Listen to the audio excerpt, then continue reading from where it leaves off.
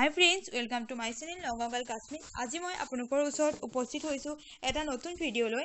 আজি মই মোৰ ভিডিওটোত আপোনালোকক কম এটা অদ্ভুত বৰষুণৰ বিষয়। নৰ্মেল বৰষুণটো আমি সকলোৱে দেখিছো নহয় জানো। এতিয়া আজি মই আপোনালোকক যেটো বৰষুণৰ বিষয় কম, সেই বৰষুণটো বিষয় শুনি হয়তো আপোনালোকৰ চকু কপালত উঠিব। তেতিয়াহলে আহকচোন বেছি দেৰি নকৰি আজি আমাৰ ভিডিওটো আৰম্ভ কৰো।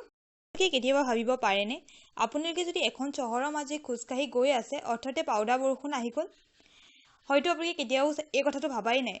আপোনালোকে বৰফৰ বৰষুণ চাগে নিশ্চয় দেখা পাইছে, নিজ চকুৰে নেদেখিলেও টিভিত চাগে আপোনালোকে সেই বিষয়ে দেখিছে বা শুনিছে।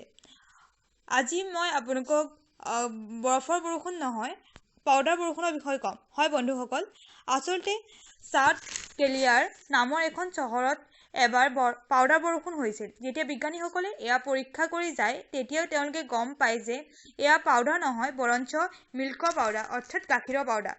আচলতে এই পাউডাৰ এটা ফেক্টৰীৰ পৰা ওলাই আহিছিল। এই ফেক্টৰীটোত এদিন টেকনিক্যাল প্ৰব্লেমৰ বাবে গোটেইখিনি গাখীৰ পাউডাৰ ধোঁৱা হিচাপে ওলাই আহিছিল আৰু সম্পূৰ্ণ চহৰতে এই পাউডাৰ বৰষুণ হিচাপে তলত পৰিছিল।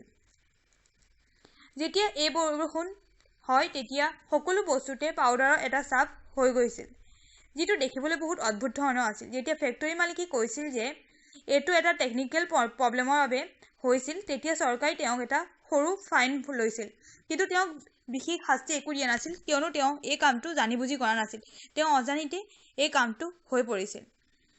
গতিকে বন্ধু বান্ধৱসকল, আজি মোৰ ভিডিওটো ইমানেই আছিল। যদি ভাল পালে প্লিজ এটা লাইক কৰিব, কমেন্ট কৰিব এণ্ড শ্বেয়াৰ কৰিব, লগতে চেনেলটো সাবস্ক্ৰাইব কৰি ল'ব। সাবস্ক্ৰাইব কৰি ওচৰতে থকা বেল আইকনটো দবাই দিব যাতে মোৰ ভিডিও গ'লে আপোনালৈ নটিফিকেশ্যন যায় আৰু আপোনালোকে মোৰ ভিডিও চাবলৈ পায়। তেতিয়াহ'লে আজিলৈ ইমানেই। ধন্যবাদ। জয় আই অসম।